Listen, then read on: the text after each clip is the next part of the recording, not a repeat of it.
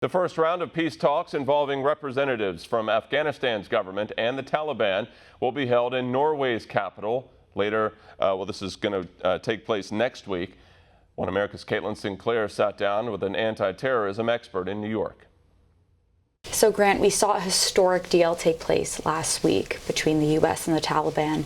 And in that deal, it specifies that talks between the Afghan government and the Taliban must begin by next week, March 10th. So by then, we would have had a complete prisoner exchange take place by this time next week. What are we expecting to come out of that? Well, we have a lot of challenges. Taliban doesn't recognize the Afghanistan government.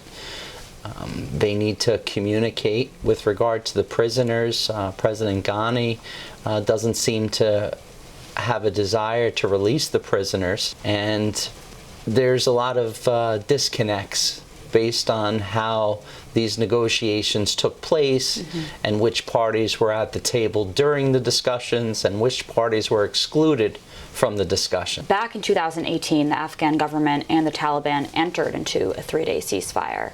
What did we learn from this 3-day ceasefire? That enabled the Taliban to move into Kabul, bomb-making factories, weapons, militia, army, you name it, they were there. So after the 3-day ceasefire, we saw an uptick in bombings.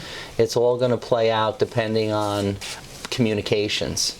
If the Taliban can communicate with the Afghanistan government and President Ghani, there's a higher probability things will be accomplished. There's a lot of worry right now coming from civilians about losing past gains they've made on issues like human rights, child protection, freedom of speech, and specifically women's rights.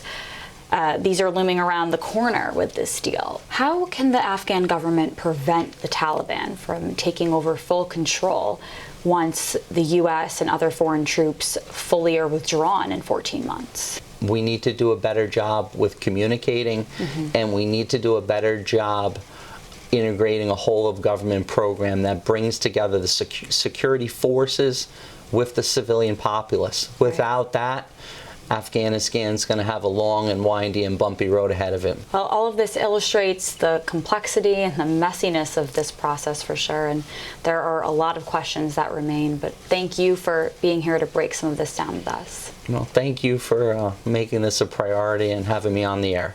Want to see more videos like this? Click on the link below and subscribe to One America News on YouTube, and call your cable provider and kindly demand that One America News is added to your lineup. Call and subscribe today.